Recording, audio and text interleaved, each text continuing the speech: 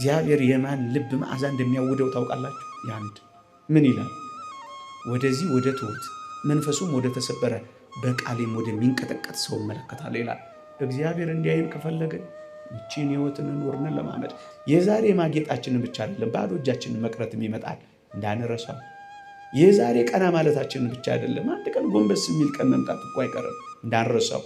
የዛሬ መፈለጋችንና የብዙ ሰዎችን ትኩረት ማግኘታችንን ብቻ አይደለም ማንፈለግበትን ቀን ሊመጣ። ታዲያ ሰው እንዴት በዚህ ሁሉ ይመካል? በሰው ላይ የሚመጻደቅ ጢቅ ብሎ ምራቅ የሚተፋ መስታወቱን የሚዘጋ ሽታቸውን የሚጠላ መውደቁ አይቀርም። የልብ ኩራት የያዘው መጣሉ አይቀርም።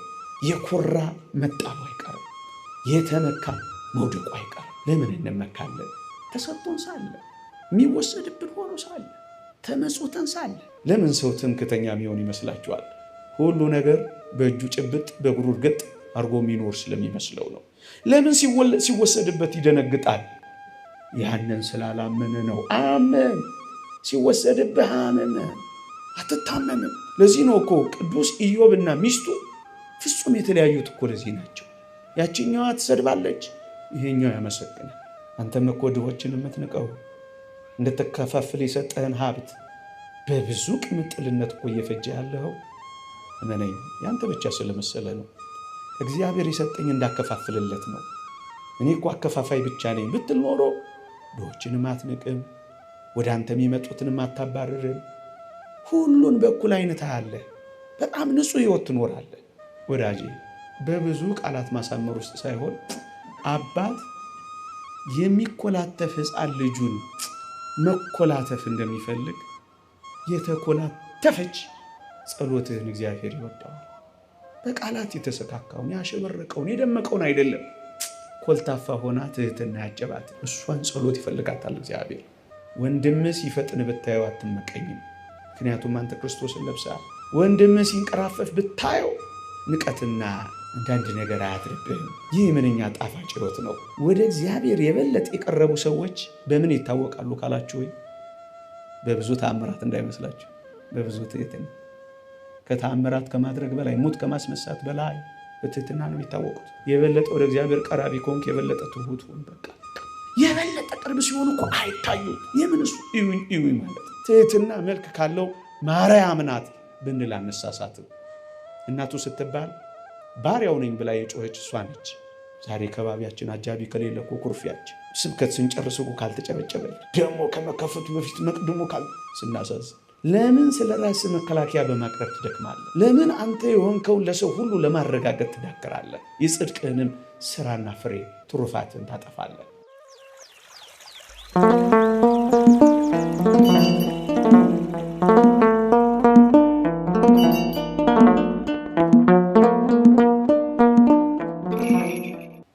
በስመ አብ ወወልድ ወመንፈስ ቅዱስ አሐዱ አምላክ አሜን።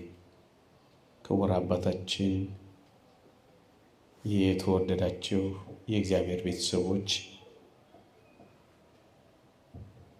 የእመቤታችን ቅድስት ድንግል ማርያም የአስራት ልጆች፣ የቅዱሳን ወዳጆች በልዑል እግዚአብሔር ስም እንደምን ሰነበታችሁ? እንደምን አላችሁ? ምሕረቱን ያበዛልን፣ እንደ በደላችን ያልከፈለን፣ እንደ ኃጢአታችን ያልተቆጣጠረን፣ ይቅር ያለን የአባቶቻችን አምላክ የእናቶቻችን አምላክ ልዑል እግዚአብሔር ዘላለማዊ ስሙ የተመሰገነ ይሁን። ለቀደምት አበው ለነቢያት፣ ለቅዱሳን ሐዋርያት፣ ለሐዋርያውያን አበው ለሊቃውንት የገለጸውን ጥበብና ምስጢር ለሁላችንም ይግለጽልን። ለእግዚአብሔር ቅዱስ ፈቃድ በዚህች ምሽት እግዚአብሔር ቢፈቅድ በአንድ ርዕሰ ጉዳይ ላይ አቆያችኋለሁ። እግዚአብሔር ከሁላችንም ጋር ይሁን። ሰምተን ለመጠቀም ያብቃን። አሜን። ከኔ ውሰደው በሚል ርዕስ እንማራለን። ዛሬ አዲስ ነገር ልነግራችሁ ፈልጌ አይደለም። ግን ደግሞ ሁል ጊዜ የምንሰማውን ብንኖርበት ከሁሉ በላይ የምንሆንበትን አንድ የመንፈሳዊነት አንድ የዘላለም ሕይወት መንገድ ስንቅ አስታውሳችኋለሁ። ከእኔ ውሰደው። እግዚአብሔር ከረዳኝ በትምህርቱ ማጠናቀቂያ የርዕሱን ሐሳብ አንስቼ ሐሳቤን እጠቀልላለሁ። እግዚአብሔር ከሁላችንም ጋር ይሁንልን። አንድን ክርስቲያን ክርስቶስን ከምታስመስለው ጥልቅ ሕይወት አንደኛዋና ዋናዋ ክርስቶስን የምታስመስለን ትህትና ናት። ክርስቶስን መምሰል እፈልጋለሁ የሚል አንድ ክርስቲያን፣ አንድ ኦርቶዶክሳዊ ክርስቶስንማ መምሰል ከፈለግ በአጭር ቃል ክርስቶስ በትህትና እንደኖረ የእሱን ትህትና ተማር ብሎ መመለስ ልክ ነው። እውነተኛ የትህትና አብነታችን፣ እውነተኛ የትህትና መምህራችን፣ መምህረ ትህትና ኢየሱስ ክርስቶስ ነዋ። ኢየሱስ ክርስቶስ እንድንመስለው ከሚፈልገው ቀዳሚው ነገር ትሁት ሆኖ የኖረውን ትህትና እሱ ደግሞ በእኛ ውስጥ እንዲታይ ነው። ለዚህ ነው ጌታ በወንጌል እኔ የዋህ በልቤም ትሁት ነኝና ከኔ ተማሩ ያለው ይሄንን ነው። መጽሐፍ ቅዱስም በዋናነት አጉልቶ ከክርስቶስ ስለምንማረው አብነት ስለምናደርገው ቁም ነገር የነገረን ትህትናውን ነው። ላስታውሳችሁ፣ ሐዋርያው ቅዱስ ጳውሎስ ባልንጀራ ካንተ ይልቅ እንዲሻል በትህትና ቁጠር ይልና ይህ በክርስቶስ ኢየሱስ የነበረ ሐሳብ በእናንተ ዘንድ ደግሞ ይሁን ብሎ በክርስቶስ ዘንድ የነበረው በእናንተ ዘንድ ደግሞ ይሁን ያለው ምን መሆኑን ሲነግረን እርሱ ከእግዚአብሔር ጋር መተካከልን መቀማት እንደሚገባ ነገር ሳይቆጥር ራሱን አዋረደ ብሎ ይቀጥላል። ልብ በሉ፣ ባልንጀራ ካንተ ይልቅ እንዲሻል በትህትና ቁጠር አለና ክርስቶስማ እኮ ከአባቱ ጋር እኩል ሆኖ ሳለ እኩልነቴን እነጠቃለሁ ሳይል ራሱን ዝቅ አድርጎ ሰው ሆነ አለ። ልብ በሉ፣ ላስደናቂ የትህትና ሕይወት አብነት ያደረገው ክርስቶስን ነው አላልኳችሁ? ለዚህ ትህትና ክርስቶስን አብነት ያደረገው ከአባቱ ጋር እኩል ሆኖ ሳለ ዝቅ አለ። አንተም ደግሞ ልክ እንደዚሁ ከባልንጀራ ጋር እኩል ሆነ ሳለ ባልንጀራ ካንተ ይልቅ እንዲሻል በትህትና ከቆጠርክ ኢየሱስ ክርስቶስን ትመስለዋለህ። የሐዋርያው የቅዱስ ጳውሎስ መልእክት ወደ ፊልጵስዩስ ሰዎች ምዕራፍ 2 ከቁጥር 2 ጀምሮ ነው ያነበብኩላችሁ። ትህትና ማለት ምንድናት ካል ለጌታችን ከተጠቀሰው ቃል አውጥተን መዘን ማየት እንችላለን። ምንድናት እውነተኛ ትህትና? በክብር ካንተ ጋራ እኩል ከሆነው ሰው ትንሽ ዝቅ ብለህ በታች እንደሆንክ ካሰብክ እውነተኛ ትሁትም አንተ ነህ። ምክንያቱም ክርስቶስ ከባሕርይ አባቱ ጋር እኩል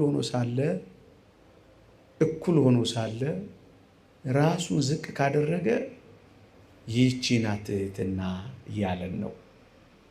እንደውም ቅዱስ ዮሐንስ አፈወርቅ ክርስቶስ እግዚአብሔር ባይሆንማ ኖሮ ይላል። ያ ማለት ከባህሪ አባቱ ከአብ ጋር እኩል ባይሆንማ ኖሮ ቅዱስ ጳውሎስ ለትሕትና አብነት አድርጎ አያመጣውም ነበር ይለናል። አያችሁ፣ እኩል ሆኖ ሳለ ከአባቱ ጋር ስልጣኔ አምላክነቴን እነጠቃለሁ ሳይል ዝቅ ማለቱ፣ በክብር እኩል ሆኖ ሳለ ማነሱ ሰው ሆኖ ዝቅ ማለቱ እሱ ፍጹም ትሕትናው ነው ይለናል። ልክ እንደዚህ አንተም በክብር እኩል ከሆንከው ከወንድምህ ትንሽ ራስን ዝቅ ካደረግ፣ እኩል ሆነ ሳለ ባልንጀራ ወንድምህ የተሻለ እንደሆነ አድርገህ እንደውም ካመንክ ትሑት ትሆናለህ ይላል። ትሕትና ማለት እቺ ናት። ምን በክብር ራሳችንን ከፍ ከፍ ማድረግ እየቻል ወደን ፈቅደን ራሳችንን ዝቅ ስናደርግ እንደ ክርስቶስ እውነተኛ ትሑታን እንሆናለን። እየቻል አቅሙ እያለን ግን የክርስቶስን የትሕትና ሕይወት አብነት አድርገን ከፍ ከፍ ማለት እየቻል ራሳችንን ዝቅ ካደረግን ክርስቶስን በትሕትና እንመስላለን። በችግር ምክንያት ራስን ዝቅ ካደረግ አንተ ትሑት አትሆንም። ችግር ነው ዝቅ ያደረገ። ምንም ችግር ሳይኖርብህ ከወንድሞች ከባልንጀሮች እኩል ሆነ ግን እነሱን የተሻለ እንደሆኑ አድርገህ በትሕትና ከቆጠርክ አንተ ኢየሱስ ክርስቶስን ወደ መምሰል መጣህ ማለት ነው። ኢየሱስ ክርስቶስን በምን እንመስለዋለን? እንዲህ ባለችው ትሕትና ነዋ። ራስን ከፍ ማድረግ ስላልቻልክ ዝቅ ያልክ ከሆንክ ግን እመነኝ አንተ በቃ ዝቅ ያልክ ነህ። ይሄ ትሕትና አይሆንም። ስላልቻልክ ሞክረህም ስላቃተህ ነው። ትሕትና ማለት ግን እየቻልክ እያለህ እኩል እየሆንክ ነገር ግን ባልንጀራዬ ከእኔ ይልቅ ይሻላል ብለህ አምነህ ራስህን ዝቅ ካደረግ አንተ እውነተኛ ትሑት ነህ። ምክንያቱም ክርስቶስ እንደዚህ ነው ትሑት የሆነው። ከአባቱ ጋር እኩል ሆኖ ሳለ ዝቅ በማለቱ ቅዱስ ጳውሎስ ለትሕትና አብነት አድርጎ አምጥቶታል። ከእግዚአብሔር ጋር መተካከልን መቀማት እንደሚገባ ነገር ሳይቆጥር ራሱን ባዶ አደረገ ብሎታል። ምክንያቱም ታናሽ የሆነን ነገር ለታላቅ እንዲታዘዝ ማድረግ ምን ይደንቃል?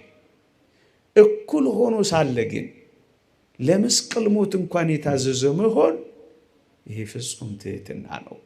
ለዚህ ነው በክርስቶስ ዘንድ የነበረ ይህ ሐሳብ፣ ይህ የትሕትና ሐሳብ በእናንተ ዘንድ ደግሞ ይሆን።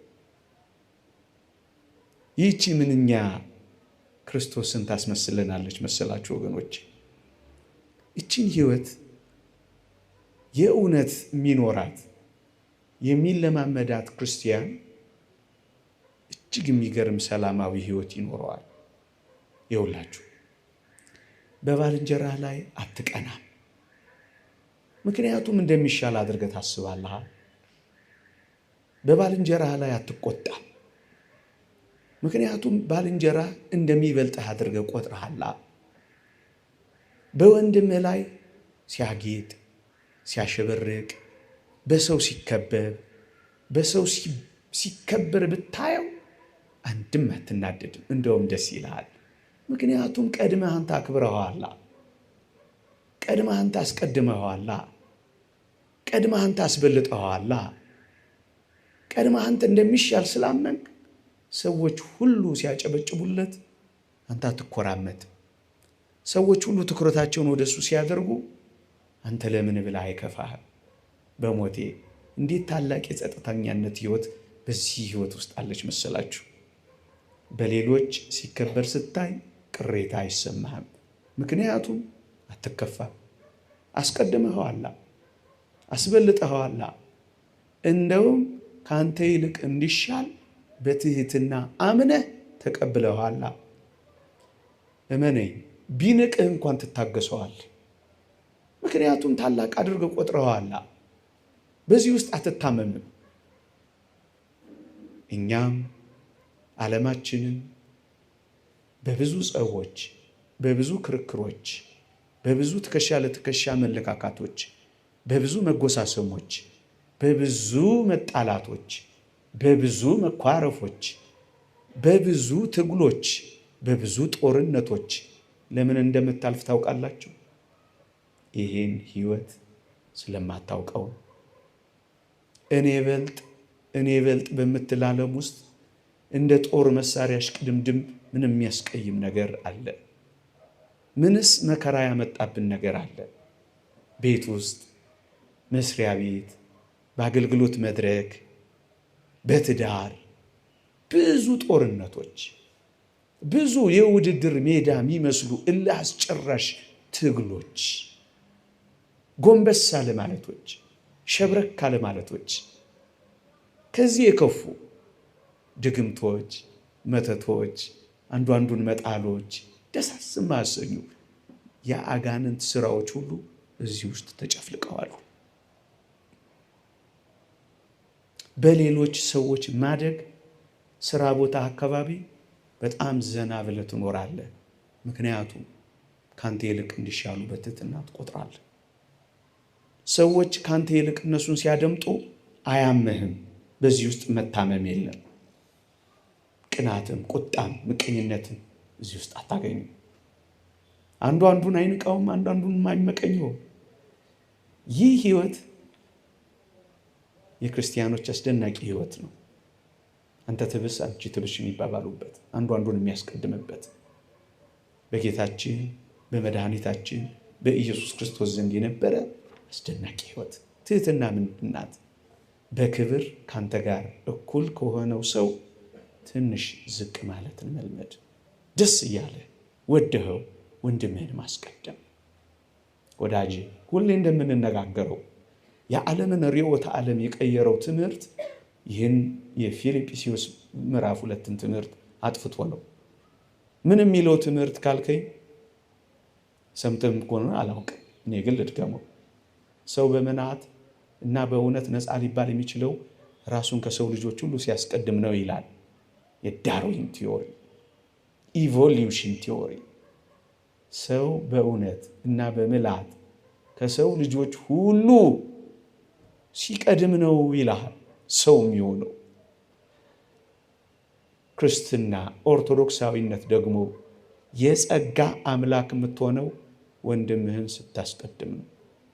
ክርስቶስን ወደምታስመስል አስደናቂ ህይወት የምትገባው ኢየሱስ ክርስቶስን የምታስመስልህን ትህትና ስትለብስ፣ ስትቀድም አይደለም ስታስቀድም፣ ስትበልጥ አይደለም ስታስበልጥ፣ ትከሻ ለትከሻ ስትለካካ፣ ስትገፋፋ፣ ስትወራረድ፣ ስትሟሟት አይደለም። ባልንጀራዬ ከእኔ ይሻላል ብለህ ስታምን እዚህ ውስጥ ሰላም አለ። ቅዱስ ይስሐቅ ሶርያዊ እንዲህ ይላል፣ ትህትና መለኮታዊ ልብስ ነው። ክርስቶስ ሰው በሆነ ጊዜ የለበሰው ይህንን ትህትና ነው። ትህትናን ሁሉ የለበሰ ፈጣሪውን ይመስላል። ትህትና የሌለው ሰው ግን የቱንም ያህል ቢጋደል ከንቱ ነው ይላል። ክርስቶስን መልበስ የምትፈልግ እውነተኛ አማኝ ትሑት ትሆናለች።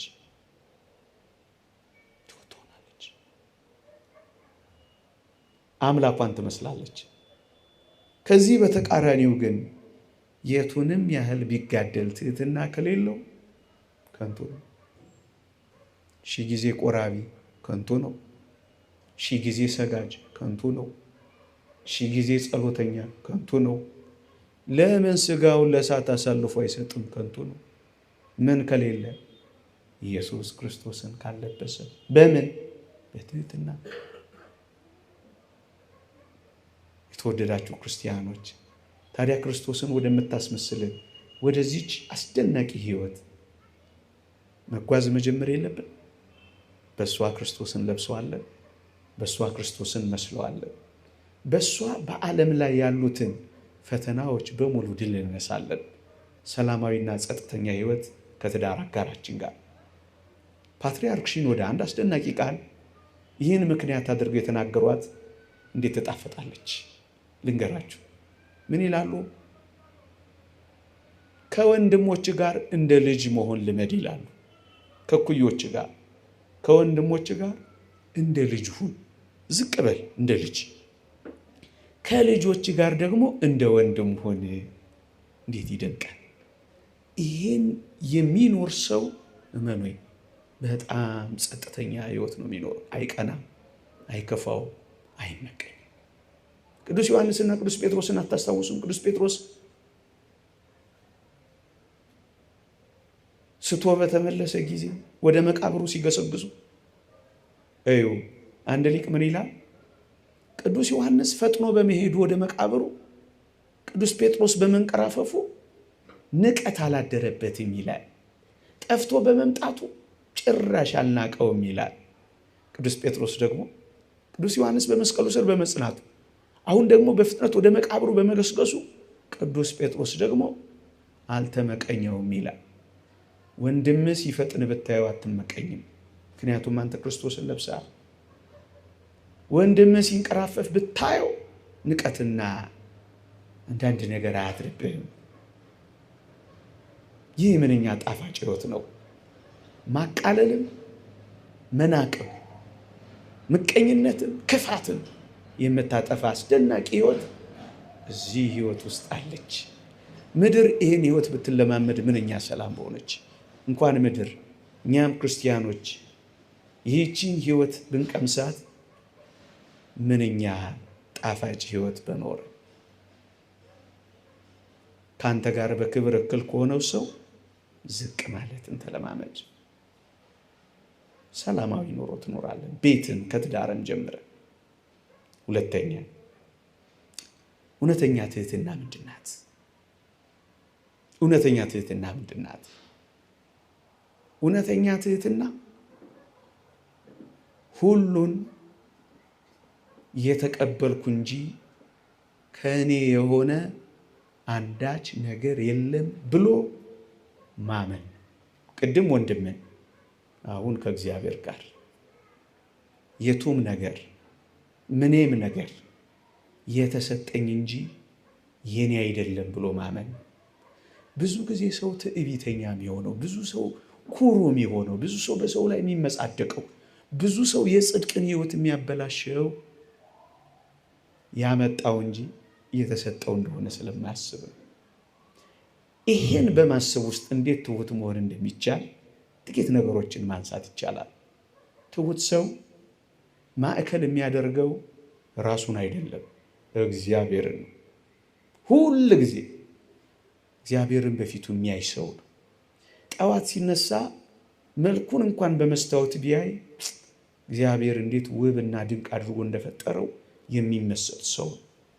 ኪሶቹ ሲሞሉ የእግዚአብሔር በረከት እንዴት እንደጎበኘው የሚያይ ሰው ነው። ራሱን አይደለም፣ ማዕከሉ እግዚአብሔርን የሚያደርግ ሰው ነው። እንዲህ ይላል እግዚአብሔር ቃል አንደኛ ቆሮንቶስ መልእክት ምዕራፍ 4 ቁጥር 7 አንተ እንድትበልጥ ማን አድርጎሃል? ያልተቀበልከውስ ምን አለ? የተቀበልክ ከሆንክ ግን እንዳልተቀበለ ሰው የምትመካው ምንድን ነው ይላል። ማን ያልተቀበለ ሰው እዚህ ምድር ላይ አለ? ሁላችን የትኛውንም ነገር ተሰጥቶን፣ አሁን የምንተነፍሰው እንኳን የጸጋ ነው ተሰጥቶን። ትንፋሾቻችንን እንኳን ሳይቀር የያዘው እግዚአብሔር ነው። የተሰጠንን፣ የተመጸወትንን፣ የተበደርንን የኛ ከኛ የሚባል ነገር አንዳች ነገር የሌለን እውነት እንነጋገር ከተባለ ብቻችንን ድሆች ነን።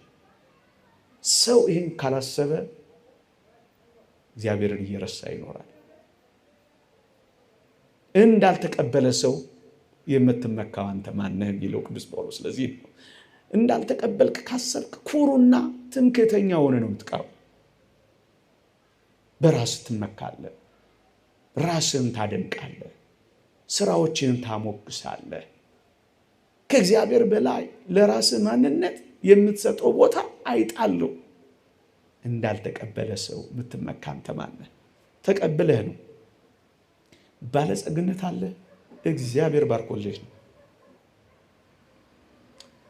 የሆድሽ ፍሬ ተባርኮልሻል፣ እግዚአብሔር ሰጥቶሽ ነው። ልጆች ማን ያመጣቸዋል? ማን ደም አረጋ? ማን አጥንት ሰካ? ማን ጤነኛ አደረገ? ማን ባረከ? ሰው ይህን ሲያስብ ትሁት ይሆናል። የኔ አይደለም ማለት ይጀምራል። ፍጹም በረከት ከላይ ነው። በጎ ስጦታ ፍጹምን በረከት ከላይ ነው ይላል ቅዱስ ያዕቆብ። ከላይ ራሱን አይደለም ወደ ላይ ነው የሚያየው። ወደ ላይ ሰው እንደተቀበለ ሲያስብ ትሁት ነው የሚሆነው። ምንም የለኝም ከኔ አይደለም ብሎ ያምናል። ይሄ ነው ትልቁ ትሁት የሚያደርገው። ለዚህ ነው ቅዱስ ጳውሎስ እንዳልተቀበለ ሰው የምትመካ አንተ ማነህ? ለምን ሰው ትምክተኛ የሚሆን ይመስላችኋል? ሁሉ ነገር በእጁ ጭብጥ በእግሩ እርግጥ አድርጎ የሚኖር ስለሚመስለው ነው። ለምን ሲወሰድበት ይደነግጣል? ያንን ስላላመነ ነው። አመን ሲወሰድብህ አመመ። አትታመምም፣ አትታነቅም፣ ተስፋ አትቆርጥም። ያንተ ለዚህ ነው እኮ ቅዱስ ኢዮብና ሚስቱ ፍጹም የተለያዩት እኮ ለዚህ ናቸው። ያችኛዋ ትሰድባለች፣ ይሄኛው ያመሰግናል። አበቃ። ለምን ተረጋጋ? ሰጠ ወሰደ ለማለት የበቃው የተቀበለ ትሁት እንደሆነ። ትህትና በዚህ ውስጥ ትመጣለች። የተቀበልሽ ሁል ጊዜ እንደሆነ ማሰብ። የጸጋውን ስጦታ የካደ ትዕቢተኛ መሆኑ አይቀርም። እንዳልተቀበለ የረሳ ሰው ትዕቢተኛ መሆኑ አይቀርም። በዚህ መመካት የጀመረ ሰው ትዕቢተኛ ሆኖ ይቀራል። በተሰጠ ሁሉ አመስጋኝ ያልሆነ ሰው እመኑኝ እግዚአብሔርን ይረሳል፣ ትዕቢተኛ ይሆናል። ትዕቢተኛ ይሆናል። ሰው ከትዕቢት ወደ ትህትና እንዴት ይመጣል? የተቀበልኩ ነኝ። የትኛውንም ነገር ሲጠየቅ የእግዚአብሔር ነው የኔ አይደለም ማለት ይችላል። 3 ምሳሌዎች ልስጣችሁ። በጣም አስደናቂ ምሳሌ። ነቢዩ ዳንኤል በከለዳውያን መካከል ያን ሁሉ ጥበብ ሲገልጥላቸው ያሞግሱትና ያደንቁት፣ ውዳሴ የሚያጎርፉለት ጀመር። ካላችሁማ በሉት ብሎ የተቀበለ እንዳይመስል ወዳጄ። ነቢዩ ዳንኤልን ተመልከተው፣ እንዲህ አለ። በዚህ ዓለም ካሉ ሰዎች ይልቅ ጥበበኛ እና ከሌሎች የበለጥኩ ስለሆንኩ አይደለም አላቸው። እግዚአብሔር ስለገለጠልኝ ነው አላ። ዓለም ዛሬ እንደዚህ ኮራችሁ፣ ዛሬ እንደዚህ መስቀልቅሉን የምታወጣው የእሷ እኮ መስሏት። አንተም እኮ ድሆችን የምትንቀው እንደተከፋፍል የሰጠህን ሀብት በብዙ ቅምጥልነት እኮ እየፈጀ ያለኸው እመነኝ ያንተ ብቻ ስለመሰለ ነው። እግዚአብሔር የሰጠኝ እንዳከፋፍልለት ነው። እኔ እኮ አከፋፋይ ብቻ ነኝ ብትል ኖሮ ድሆችንም አትንቅም፣ ወደ አንተ የሚመጡትንም አታባርርም። ሁሉን በኩል አይነት አለ። በጣም ንጹህ ህይወት ትኖራለህ። አየኸው ዳንኤል፣ እኔ ከሌሎች ስለበለጥኩ አይደለም፣ በዚህ ዓለም ካሉ ሰዎች ይልቅ በጥበብ ስለበለጥኩ አይደለም፣ እግዚአብሔር ከኔ ጋር ስለሆነና ስለሰጠኝ ነው። ወደ ላይ በጎ ስጦታ ፍጹምን በረከት ጥበብም ከላይ ነው። ወደ ላይ አስደናቂውን ዮሴፍንስ ለምን አላሰማችሁም? ህልምን ከተረጎመ በኋላ ውዳሴ ሙገሳ ሲያጎርፉለት እንዴት እንደናቀውና እንደተጸየፈው፣ ይልቁንም ወደ ትክክለኛ አድራሻው እንዴት እንደላከው እዩት። ቅዱስ ዮሴፍ እንዲህ አለ፣ ህልምን የሚተረጎም እግዚአብሔር ሰጥቶ አይደለምን? በቃ አላሚ ነህ፣ እግዚአብሔር ሰጥቶሃል። ፈዋሽ ነህ፣ እግዚአብሔር ሰጥቶሃል። ተናጋሪ ነህ፣ እግዚአብሔር ሰጥቶሃል። ተርጓሚ ነህ፣ እግዚአብሔር ሰጥቶሃል። ቀዳሽ አወዳሽ ነህ፣ እግዚአብሔር ሰጥቶሃል። ውብ ነሽ፣ እግዚአብሔር ሰጥቶሻል። ብርቱ ነህ፣ እግዚአብሔር አበርትቶሃል። ወደ ላይ ወደ ላይ የተሰጠ ከሆንክ አመስግንበት። የተባረክ ከሆንክ በብዙ ነገር እግዚአብሔርን አክብርበት። የከበረች መስዋዕት እግዚአብሔርን ታከብራለች። እግዚአብሔርን አክብርበት፣ እግዚአብሔርን አክብርበት። አለበለዚያ ግን ያንተ ይመስልህና ትመካለህ። ቅድም ቅዱስ ጳውሎስ እንዳለው ኩሩ ትሆናለህ፣ በጣም ትመካለህ። ከዚያም ትመጻደቃለህ። ከዚያም እቺ ጆሮ ለምን አየችኝ ትላለህ። የድሆች ሽታ እንኳን ያስጠላሃል። ከሰው ጋር መነጋገር እንኳን ያቅታሃል። ደጆችን ትጠረቅማለህ፣ ጆሮህንም ትደፍናለህ፣ ልብህም ሰው አያይም። በቃ አንተ ወደ ላይ ወጥተሃል። ማን ያወርዳል? ማን ያወርዳል? ሐዋርያት ያሉት ደግሞ እንዴት ይደንቃል! ያንን ሐዋርያት ሥራ ላይ ሽባውን ከፈወሱት በኋላ እነሰጥ ዘንድ ብርና ወርቅ የለንም፣ በናዝሬቱ በኢየሱስ ክርስቶስ ስም ተነስና ተመላለስ ካሉት በኋላ የሰው ሁሉ ትኩረት እነሱ ላይ አረፈ። ብዙ ፎሎወርስ አገኙ እንደማለት ቁጠሩት። በሉ ምናምን አላሉ። እኔ አባቶቻችን እንዴት ይደንቁኛል። ሰው እንኳን እንዲያውቃቸው እንዲከተላቸው እኮ አይፈልጉም። ምን አይነት የተገላቢጦች ዘመን እንደሆነ እኔ እንኳን የደረስኩባቸው መምህራን አሉ። እንሸኝህ ዛሬ ስንለው ምን ስለሆንኩ ነው የምትሸኘኝ ብሎ የሚያባረረን መምህር ስሙን ብጠቅስ ደስ ይለኝ ነበር። ዛሬ ከባቢያችን አጃቢ ከሌለ እኮ ኩርፊያችን፣ ስብከት ስንጨርስ እኮ ካልተጨበጨበልን፣ ደግሞ ከመከፈቱ በፊት መቅድሞ አቤት ስናሳዝን። ክብርን የሚፈልግ ሰው ክብር ከእርሱ ትረቃለች፣ ክብርን የሚርቃት ክብር ትከተለዋለች። ክብርን በመፈለግ ሳይሆን በመራቅ ነው የምትመጣው። ቅዱስ ይስሐቅ ነው ይህን የተናገረው። እና ሐዋርያት ምን አሉ መሰላችሁ? በዚህ ስለምን ትደነቃላችሁ? ወይስ በገዛ ኃይላችን ወይስ እግዚአብሔርን በመፍራታችን ይህ ይመላለስ ዘንድ እንዳደረግነው ስለምን ትኩር ብላችሁ ታዩናላችሁ? አላ ወደ ላይ ስሙን ያስነስ እኛ ምንድነን? ለምን ታዩናላችሁ? ምን አደረግን? አይመኩ አየህ፣ የትኛውም ጸጋ ይኑር። እንዴት ያሳዝናል በዚህ ዘመን። ንገራቸው ጸጋዬ ምን አይነት ሀብት እንዳለ ንገራቸው። ሀገር እየተቀረጸ ሴጣናትና መናፍስት ሁሉ እንደ እውነት ተናጋሪዎች በዚህ ዘመን የተደበላለቀ ዘመን አይደለም።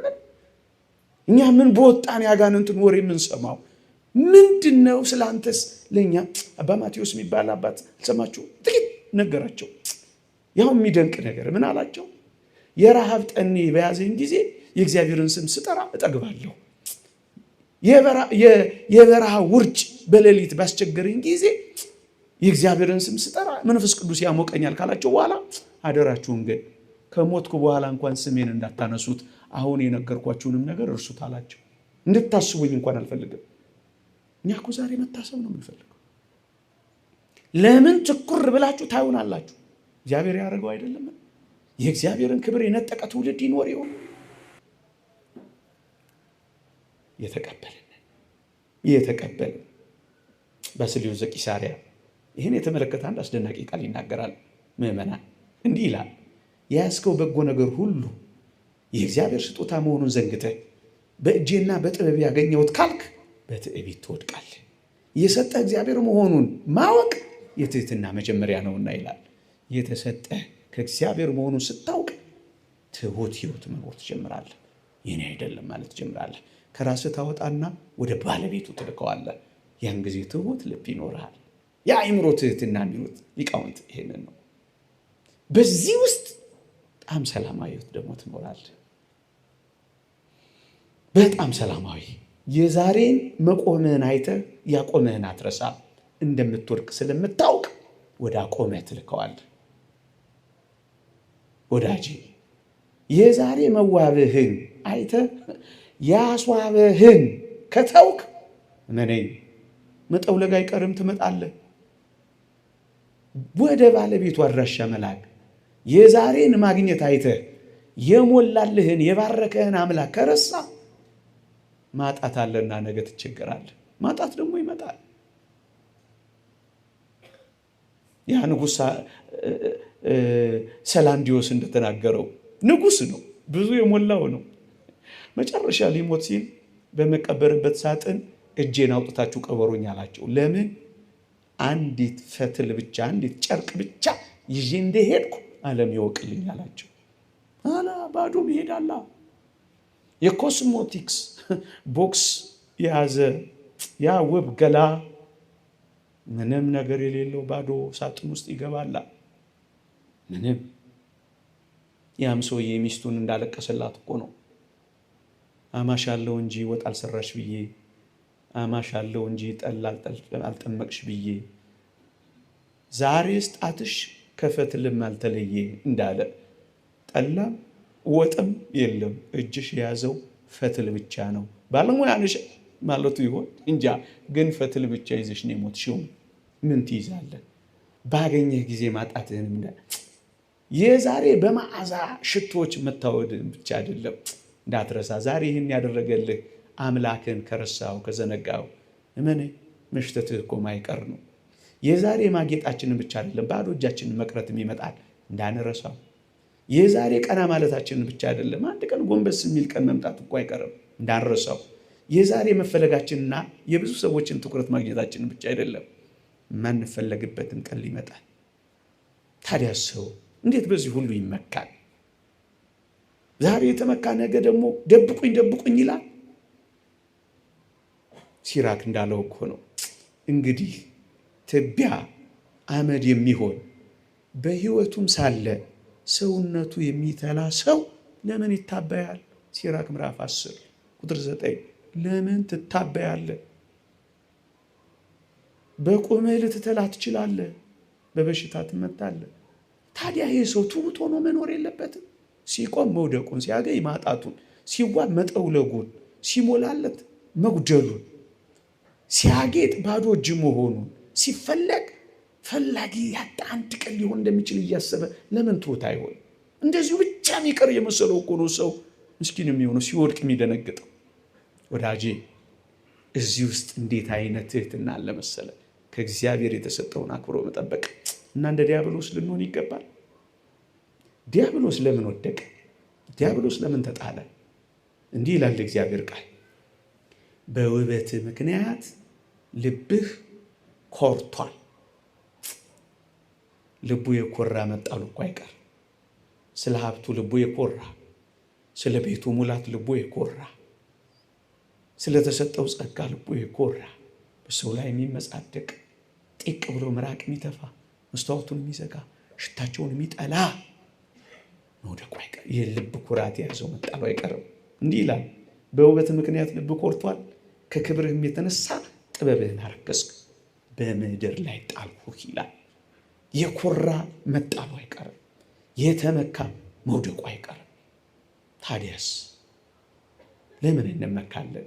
ተሰጥቶን ሳለ፣ የሚወሰድብን ሆኖ ሳለ፣ ተመጽውተን ሳለ፣ ተበድረን ሳለ፣ የእኛ ሳይሆን ቀርቶ ሰው እንዴት ይመካል? ይህን ሲያስብ ሰው ትሑት ይሆናል።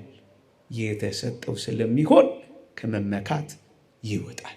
እግዚአብሔር ክብሩን ሲወስዱበት አይወድም። ታውቃላችሁ፣ በክብሩ ሲመጡበት አይደራደርም እግዚአብሔር። ስለዚህ የእግዚአብሔርን ክብር ላታትውሰድ። ሁለተኛ፣ ከእግዚአብሔር እንደተቀበለ የሚያምን ክርስቲያን ትሑት እየሆነ ይሄዳል። ሁለተኛ። ሶስተኛ፣ እውነተኛ ትሕትና የቷ ናት? እውነተኛ ትሕትና የቷ ናት? ወፍጻሜ ትሕትና ውእቱ ይላሉ አባቶቻችን፣ ጸዊረ ውዴታ ሐሴት። እውነተኛ ትሕትና ማለትማ ይላሉ በሐሰት ሲሰድቡት፣ በሐሰት ሲያንቋሽሹት፣ የእሱ ባልሆነ ነገር ሲንቁት፣ ሲሰድቡት፣ ሲተቹት፣ ሲያቃልሉት ደስ መሰኘት የሚጀምር ሰው ፍጹም ትሑት እየሆነ ነው። ሲሰድቡ ካልተበሳጨ፣ ሲንቁ እንደውም ደስ ማለት ከጀመርክ ያኔ አንተ እውነተኛ ትሑት እየሆንክ ነው ማለት ነው። ይኸውልህ የምስጋና ባሪያ ካልሆንክ፣ ውዳሴን ከሰው እንዲጎርፍልህ ካልጠበቅ፣ ካላመሰገኑ ካላኮረፍካቸው፣ ይልቁንም በተቃራኒው ሲሰድቡ ወይ ሲንቁ ወይ ሲያጥላሉ ሲሆን ደስ ካል፣ ያም ባይሆን ምንም ካልተሰማ እመነኝ አንተ ትሑት ሰው እየሆንክ ነው። ለዚህ እኮ ነው ክርስቶስ በአጋንንት አለቃ በቤልዜቡል አጋንንትን ያወጣል፣ ዝም ዝም። እቺ ናት እውነተኛ ትሕትና ማለት።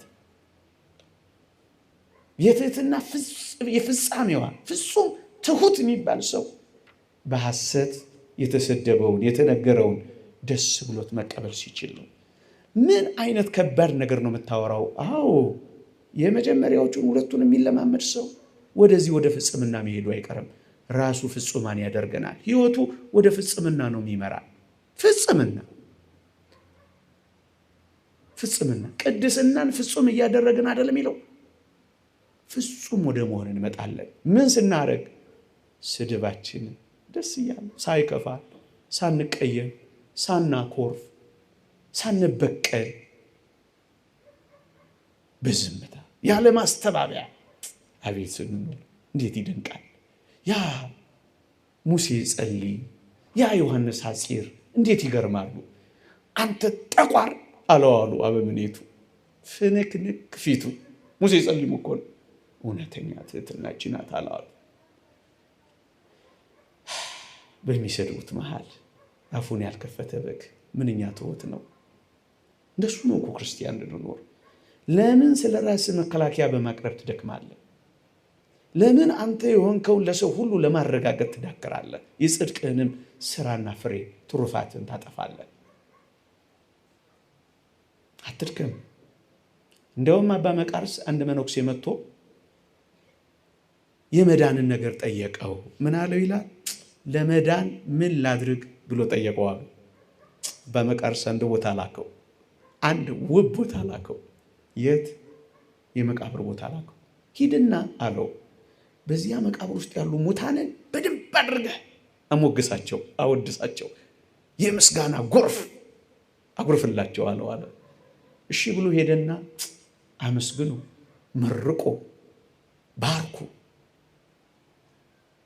ብቻ ምን አለፋችሁ ውዳሴ ጎርፍ አንጀውጅጎ መጣ። ምን አሉ? ምንም ዝም። ምንም አላሉ። አዎ ምንም አላሉኝ። እነዚያ ሙታን ምንም መልስ አልሰጡኝም። በል ደግሞ አሁን አንድ ምስጢር ልንገርህ። እሺ ሂድና ሙልጭ አድርገህ ስደባቸው። በእኛ ዘመን እንደ እስከ አፍንጫቸው አስታጥቃቸው። ሄደና አጠጥቱ ተመለስ። ምን አሉ?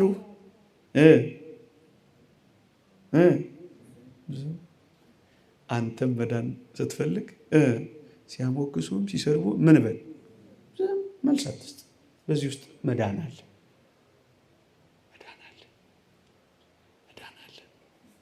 በምስጋናም በስድብም በውዳሴም በነቀፋም ጊዜ የተደላደለ ማንነት፣ ማይደነግጥ ማይኮፈስ ዝም። በዚህ ውስጥ እንዴት አይነት ጽድቅ አለ መሰላችሁ ወገኖች? በመከበርም በመዋረድም ጊዜ አለመጎዳት ማለት እኮ ነው። ይሄ ምንድን ነው? ፍጹም ትሕትና ነው። ፍጹም ትሕትና። ራሳቸውን አይከላከሉ። እንባ መሪና እንደሱ አይደል የሆነችው? አታውቁ ነው አይደል? ታውቋላችሁ ታሪኳን። ምን አይነት ትሕትና ነው! ምን አይነት ቃላት ሊገልጸው የማይችል ህይወት ነው ይሄ። እና ይህንን መኖር ቀስ በቀስ ፍጹም ነው፣ ግን ቀስ በቀስ የምንደርስበት ነው። አንድ ወጣኔ መነኮስ ገዳም ውስጥ ችላ ሲሉት ሌሎች ሲሞክሱ እሱ ሲከፋው አየና ይሄን ነገርማ ማሸነፍ አለብኝ አለ። ጀማሪ እኮ መነኩሴ ነው። ውዳሴ ሲከለክሉት ይከፋዋል፣ ሲነቅፉት ምርር ይለዋል። ጥለ ሂድ ብረር ይለዋል። ስለዚህ እቺን ህይወቱን ማስተካከል እንዳለበት አሰበና ምን እንዳደረገ ታውቃላችሁ? እንዲህ አደረገ። ምን አደረገ መሰላችሁ? ወደ ከተማ ገባና ገንዘብ እየከፈለ ስደውኝ ብሎ ሰዳቢ ቀጠረ። የሰማችሁ ነው? ሰዳቢ ቀጠረ። ከዛስ በቀን የተወሰነ ስድብ እየጠጣ ወደ ገዳሙ ይመለሳል። እና የተወሰኑ ወራት እንደዚህ ያደረገ። ከዛ ምን እንደሆነ ታውቃላችሁ? ከዕለታት አንድ ቀን ከገዳሙ ለስራ 3 ወንድሞቹ ጋር አብሮ ለተልእኮ ወደ ከተማ ወጣ። ያን ጊዜ አንድ ሰው የምር መጣና ጥርግርግ አድርጎ ሰደበው። ከዛ እሱ ተለማምዷል። ምን አደረገ? ፈነክነክ ብሎ ፈነጠዘ። የተመረቀ ያክል ሳቅ። ሁለቱ እነዛ ወንድሞች አበዱ። ካልተጣላን ሁሉ አሉ። ዝም በሉ አላቸው። ይቺን የዛሬዋን በረከት ከፍዬን ያገኘኋት፣ አሁን እኮ ሳልከፍል የተሰደብኩት። እንዴት እንደተለማመደ ተመልከቱ። መንፈሳዊነትን እንዴት በጽናት እንደሚለማመዱ አያችሁ። እንደሱ ነው እኮ የሚሆነው ወንድሞች።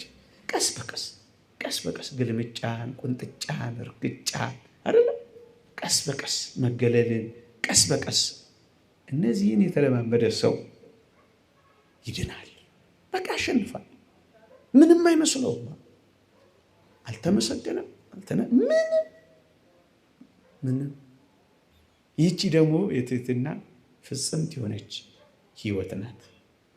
አራተኛ ሰዓቴን እንድጠቀም። አሁን ደግሞ በጣም አስደናቂ ነገር ልንገራችሁ። ለእናንተ አላውቅም፣ ላስደንቅ ይችላል። እኔ ግን ስለሚያስደንቀኝ ነው። እዩ፣ ትህትና ስትጠፋ ሁሉም በጎ ምግባር ጥርግ ብለው እንደሚጠፉ ታውቃላችሁ። ትህትና የሌለው ሰው የዋህና የለውም፣ የዋህ አይሆንም። ትህትና የሌለው ሰው ታዛዥ አይሆንም። ትህትና የሌለው ሰው አፍቃሪ አይሆንም።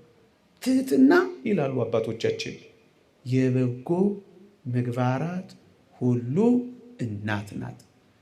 የበጎ ምግባራት ሁሉ እርሻ ናት ትህትና ያለ ሰው ሁሉንም ጸጋ ሰብስቦ መሸከም እንደሚችል ብርቱ ሰው ነው። ይህን ህይወት ገንዘብ ያደረገ ሰው ይውላችሁ ይታዘዛል። ትሁት ነዋ። ክርስቶስ ለመስቀል ይኸውም ለሞት ያክል እንኳን የታዘዘው የሆነው ፍጹም ትሁት ስለሆነ ነው። እኩል መሆኑን ትቶ ስለመጣ ለሌላ ለምድሮም አይታዘዝም። ያስደናቂ ነው። አያኮርፍም። እንዴት ያኮርፋል? ምን አቅም አለው? አይገፋፋም፣ አይከዳዳም፣ አይቀናናም፣ አይጣላም። በጣም ሰላማዊ ነው የሚሆነው። ትሁት ሰው እንደሱ ነው የሚሆነው። ይህ በጎ ምግባራት ይውላችሁ፣ በጎ ምግባራት የተሳሰሩ ናቸው። ይውህና፣ ታዛዥነት፣ ትህትና፣ ፍቅር፣ እነዚህ በሙሉ ዋናዋ ግን ይሄን ሁሉ የምታበቅለው ግን ትህትና ናት ይላሉ። ሂዩሚሊቲ ኢዝ ዘ ፋውንዴሽን ኦፍ ኦል ቨርቹስ። የበጎ ምግባራት ሁሉ መሰረት ትህትና ናት። ትህትና ናት። አንድ ጥሩ ታሪክ ልንገራችሁ። አንድ ባህታዊና አንድ የባህታዊ ውረድ አገልጋይ በአንድ ቦታ ይኖራሉ እና በምኔቱም አለ። አንድ ቀን ምን አደረጉ? የረዱን የአገልጋዩን ህይወት ሲያዩት በጣም አስደናቂ መንፈሳዊ ህይወት ነው የሚኖረው። ባህታዊው ደግሞ በትሩፋት የሚኖር ነው። በጣም ብርቱ ተጋዳይ ነው። አንድ ነው። እስኪ ማን ይበልጣል ከሁለታቸው ብለው ማወቅ ፈለጉና ምን አሏቸው? ሁለቱንም ሄዳችሁ እዛ ጨፌ ውስጥ ባህሩ ዳርቻ አካባቢ ጨፌ ውስጥ ሂዱና መልካም ቄጤማ ስላለ ለገዳማችን አምጡልን አሏቸው። ማንና ማን? ባህታዊ፣ የባህታዊ ውረድ። እሺ ባይ ይሉታል አባቶቻችን። ኦ ባህሊ ይሉታል አባቶቻችን። ሁለቱም ሄዱ። ባህታዊው አገልጋዩም ረዱ። ሄዱና ረዱ። አገልጋዩ ምን እንዳደረገ ታውቃላችሁ? በጣም ታዛዥ ነው። በጣም ቅን ነው። በጣም ፈጣን ነው። በጣም የዋህ ነው። ልክ እዛ ጨፌ ውስጥ እንደደረሱ በፍጥነት ወደ ጨፌው መሃል ገባና ቄጤማውን ይቆርጥ ጀመር። ባህታዊው ዳር ቆሞ ረዱን ሲያየው ተደነቀ። ለካ ረዱ ምኖች መሃል ሆኖ መሰላችሁ ቄጤማውን የሚቆርጠው? አዞች መሃል ሆኖ። እየሰማችሁ ነው? የአዞ ስዕል እኮ አይደለም እልህ። ምኖች ውስጥ አዞች አይነኩትም። እና ይሄንን ሲያደንቅ አንድ አባት ትሁት ሰው ምንንም ማንንም አይፈራም። ክፎችን አይፈራም፣ እንስሳትን አይፈራም፣ አጋንንትን አይፈራም። እዚያ ውስጥ ሆኖ ሲያዩ ያ ባህታዊ በትሩፋት እኮ የተቀጠቀጠ ነው፣ ግን ምን የለውም? በጣም በትሩፋቱ የሚመካ ነው። ስለዚህ ፈራቸው አዞቹ። ያኛው ደግሞ እንስሳት የሚባል ነገር አውቅም። አዞቹ እንዴት ይንኩት?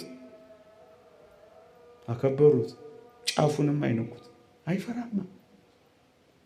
የበጎ ምግባራት ሁሉ ስር ነው። ታዛዥ ሆኗል። በመታዘዝ ውስጥ ደግሞ አለመፍራትን አግኝቷል። ያኛው ብዙ ትሩፋት አለው፣ ግን በትሩፋቱ ተመክቷል። ስለዚህ እንዴት አድርጎ ወደዛ ይግባል?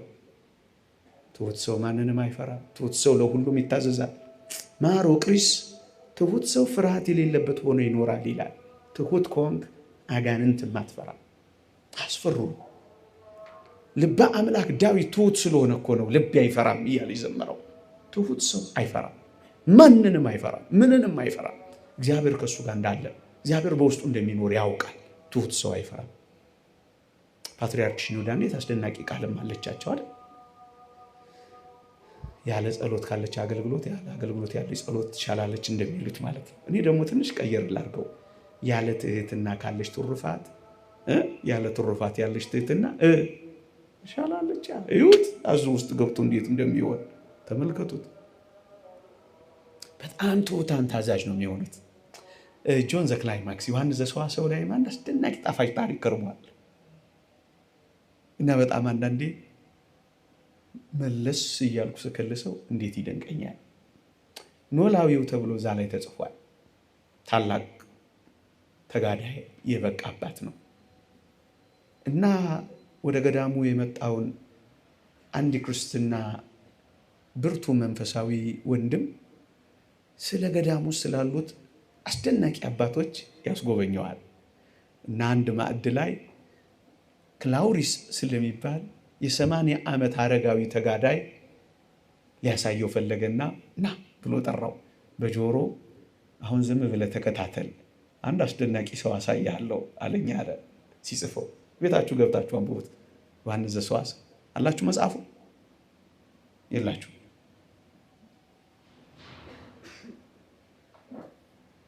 ጆን ዘ ክላይማክስ ባለመሰላሉ መመነንም የማትፈልጉ ሰዎች የምትሆኑ አንብቡት። ያስፈልገናል ለሁላችን። እችም ከተማ የምትመነናት እኮ አይደለችም ይሆን ናላሳየህ አለው። ከዛ ምን አለው መሰላችሁ? የ80 ዓመት አረጋዊ ይላል ሲገልጸው እንዴት እንደሚያሳዝን። በተጋድሎ የገረጣና የከሳ ነጭ ፀጉሩም ፂሙም ነጭ የሆነ ኖላዊው ይህንን አረጋዊ ሰው ጠራዋል። ማዕድ ላይ ነበርን አለ። የቀትር ማዕድ ሰዓት ላይ ነበር አለ። ና ብሎ ሲጠራው ብር ብሎ መጣና ፊቱ ቆመ አለ። ከዚያስ አውቆ ሆም ብሎ ኖላዊው አሁን ለሚተርክልን ሰው ሆም ብሎ ረሳዋል።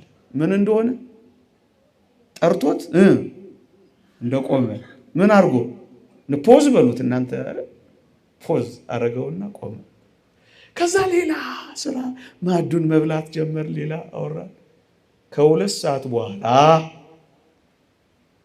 ያ አረጋዊ የ80 ዓመት አረጋዊ ያ ሽበት የደፋበት ታዛዥ ሰው በእነሱ ፊት ምንም ሳይ ቆሟል። እየሰማችሁ ነው? ረስቶት እኮ አውቆት እኮ ነው።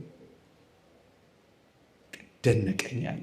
ከዛ እዚህ አረጋዊ ልብ ውስጥ ያለ መታዘዝ ምን እንደሆነ ማወቅ ፈለግኩና አለ።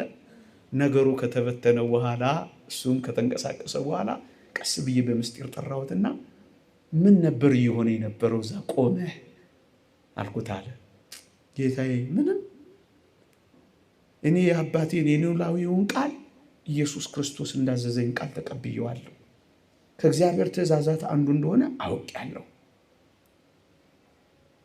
እና ዝም ብለህ ስትቆምስ አልኩት አለ። በእግዚአብሔር መሰዊያዎች ፊት እንደቆምኩ እያሰብኩ ነው የቆምኩት። እየሰማችሁ ነው? ረስቼዋለሁ አለ። ይህ ከምን መጣ? ይህ መታዘዝ፣ ይህ ይውህና፣ ይህ በጥልቀት ነገሩን እንደዚህ ማመንና መቀበል ትሁት ከመሆን ጋር የበጎ ምግባራት ሁሉ አፍቃሪዎች ትሆናላችሁ። ሰውን ወዳጆች ትሆናላችሁ። አታኮርፉም፣ አትቀየሙም፣ አትወዳደሩም፣ አትፎካከሩም፣ አትናናቁም፣ አታቃልሉም፣ አትበሻሸቁም። አይናችሁ ደም አይለብስም። በጣም በጣም ታዛዦች ትሆናላችሁ። ቅድም እንዳልነው ወሆ ባህሊ እንዳልነው እንደ እሺ ባዩ ትሆናላችሁ። ፍርሃትም ከእናንተ ይወገዳል። እዚህ ውስጥ ምን አይነት ጽድቅ አለ መሰላችሁ? ነገር የለጠቅልለው ድምጼ ይሰማችኋል? የሰሙነ ሕማማት ላርገው እንዳልጮህባችሁ እንዳላስደነግጣችሁ እኮ ብዬ ነው። የጾም ላርገው ብዬ ነው። ያፍይ ጾም ትንሽ አመም ስላርገኝ ደከም ስላለኝ ግን ይሰማል። ሌላ ትህትና ወይም የትህትና ህይወት ማለት ምንድናት ብሎ ከታሰበ ዲያብሎስ የማይቀርባት እግዚአብሔር የሚኖርባት ህይወት ናት።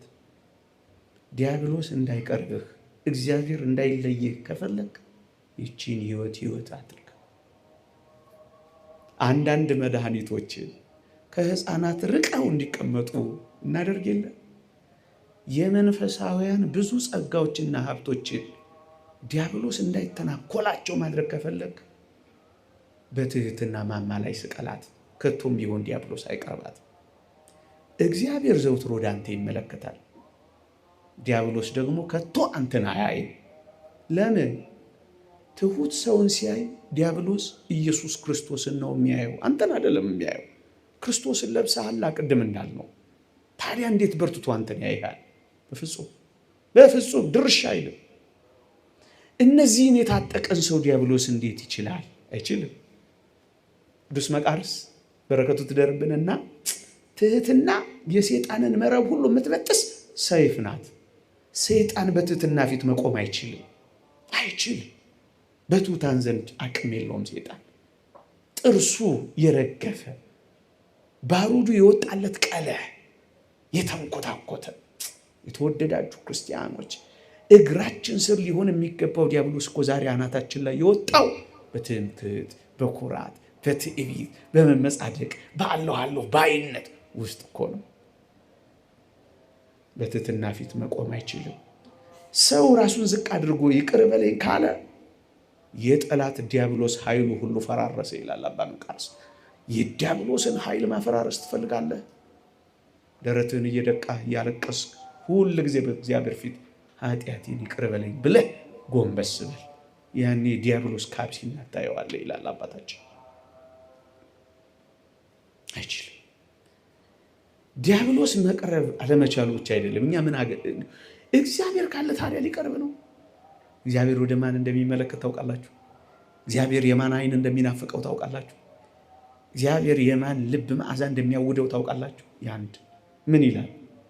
ወደዚህ ወደ ትሁት መንፈሱም ወደ ተሰበረ በቃሌም ወደሚንቀጠቀጥ ሰው እመለከታለሁ ይላል። እግዚአብሔር እንዲያይን ከፈለገን እቺን ህይወትን ኑርንን ለማመድ ሌላው ሁሉ ይመጣል ወገኖች፣ ሌላው ሁሉ ይከተላል። ሌላው ሁሉ በዚህ ጸጋ ይሳባል።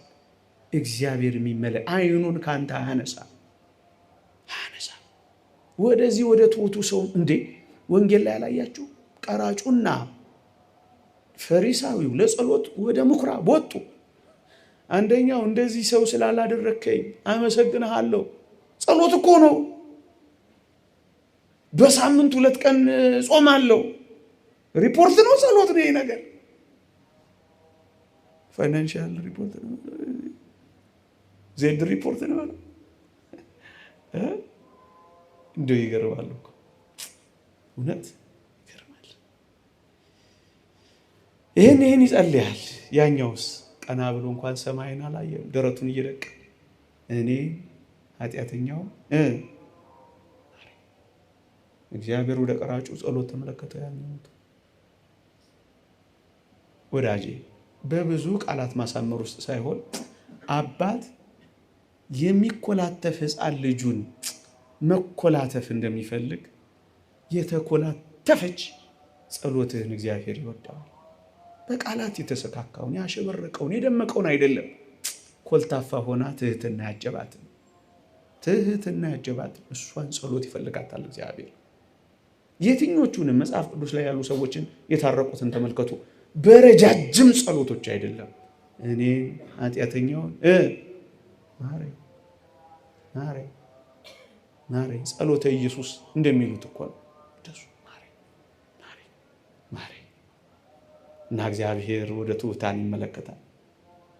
ትሑት ወደ ሆነችው ባለሽቷ ማርያምን ተፍረት እንጂ ራሱን ወደ አጸደቀው ስምዖን እግዚአብሔር የሚመለከት እንዳይመስላችሁ፣ ወደ ተናቀው ዳዊት እንጂ ወደ አማረበት ኤልያብ የሚመለከት እንዳይመስላችሁ እግዚአብሔር። ታዲያ እግዚአብሔር ከተመለከተ ዲያብሎስ የት ስፍራ ያገኛል? ወዳጅ ክርስቶስን ያየዋል ያልኳችሁ እኮ ለዚህ ነው። እግዚአብሔር ካለ ዲያብሎስ የት አለ? ጸጋን ሁሉ የምትፈልግ ነፍስ እዚህ ውስጥ ጸጋን ታገኛለች።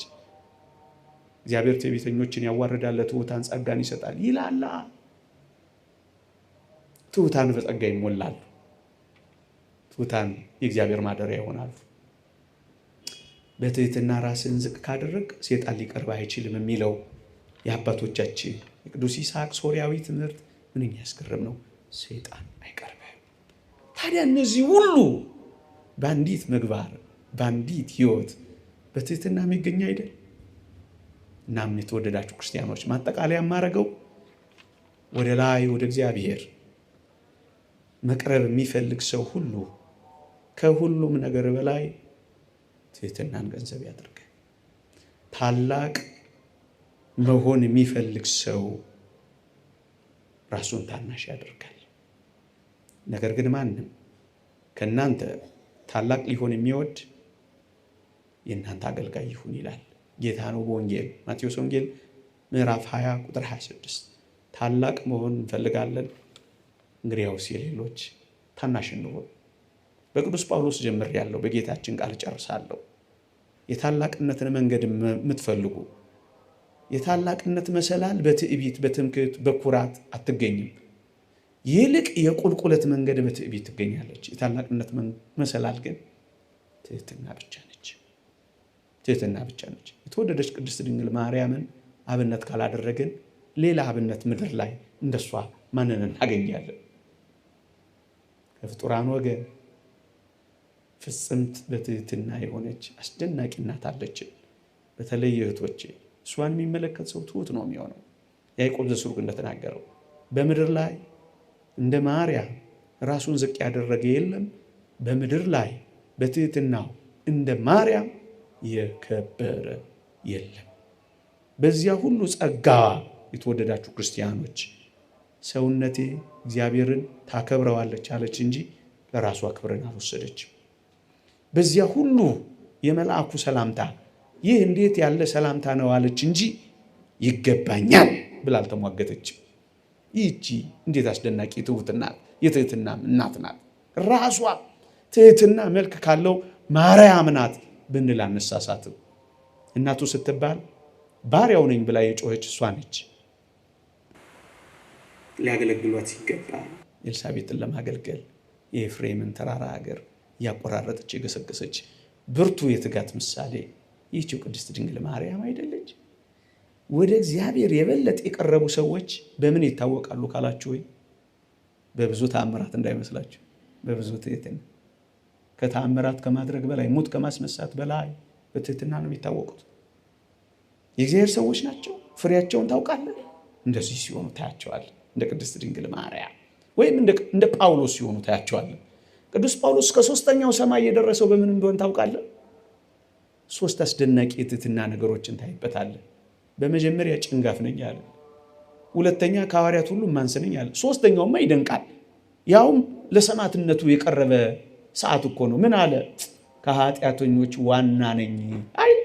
እነዚህ ሶስት የትህትና እድገቶች ወደ ሶስተኛው ሰማይ የነጠቀው ይመስለኛል። ነውም እንጂ ምን ይመስለኛል? ወደ እግዚአብሔር የበለጠ የቀረበ ሰው የበለጠ ትሁት ይሆናል። እመነኝ። በጸሎት ውስጥ ትህትና፣ በቁርባን ውስጥ ትህትና፣ በመመጽወት ውስጥ ትህትና፣ በማገልገል ውስጥ ትህትና፣ በመተርጎም ውስጥ ትህትና፣ በውዳሴ በማንነት ሙሉ ትህትና። ቅዱስ አትናቴዎስን ሳላየው እናንሹም ሲሉት በሮ አባ እንጦንስ ገዳም ነበር የገባው። እኔ ለዚህ ታላቅ ሹመትና አገልግሎት የማልገባ ምንም የማልጠቅም ነኝ እያለን የጮኸው። ካላችሁትማ በሉ አምጡ አላለም። በገቤቴ ለእጁ ውሃ አቅርብለት ነበር እያለ አባ እንጦንስን እግሩን ያጥበው ጀመር። ተደበቀ። ወዳጄ ወደ በረሃ ሄደና ተደበቀ። ተለምኖ ነው የመጣው ወዳጄ። እዚህ እንዴት የምታስደንቅ ትህትና አለች። አብርሃም የበለጠ ትሁት ሲሆን ላሳይህ። ቅዱስ አውግስጢኖስ ሊቁ ምን ብሏል? አብርሃምን ተመልከተው፣ ለማማለድ ሲቆም ያለ ማፈር አመድና ትቢያ ሲሆን አለ። እንዴት ያለ ታላቅ! እግዚአብሔርን እያነጋገረው ለሎጥና ለሰዶም ሰዎች እየማለደ ተመልከተው፣ አፈር ሲሆን አመድ ሲሆን ትቢያ ሲሆን ይላል። እግዚአብሔርን የበለጠ ወደ እግዚአብሔር ሲቀርብ እንዴት ትሁት እንደሆነ ተመልከት። የበለጠ ወደ እግዚአብሔር ቀራቢ ከሆንክ የበለጠ ትሁት ሁን። በቃ መላእክትም ፊታቸውን ይሸፍናሉ፣ እግራቸውን ይሸፍናሉ። የበለጠ ቅርብ ሲሆኑ እኮ አይታዩም። የምን እሱ እዩኝ ማለት፣ የምን ሰው ካልጠራኝ ማለት፣ የምን ሰው ካላሞገሰኝ ማለት ነው፣ የምን ሰው ካልከበበኝ ማለት ነው፣ የምን ድምፅን ማጎርነር ነው።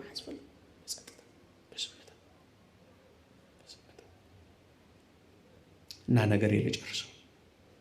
በምን ልጨርሰው መሰላችሁ? ርዕሴ ምን ነበር? ይህን ሁሉ አውርቼ ያስረሳኋችኋል። በሞቴ ምን ውሰደው። የፓትርያርክ ሲኖዳ አስደናቂ አባባላለች፣ ሁሌም የምወዳት ጌታዬ ይላሉ። በጣም ብዙ ጸጋዎችን ከሰጠኸኝ ጸጋዎች ጋር አብረህ ትህትናንም ጨምረህ ስጠኝ። አለበለዚያ ግን ጸጋህን ጨርሱታል።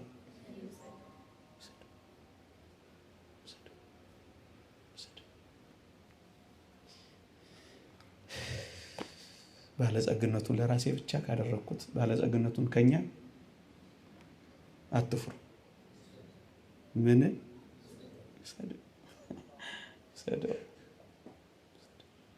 ልቀጥል ነበር፣ አፈርኳቸው። አባባላችሁ ሳሳ ያለ ነው።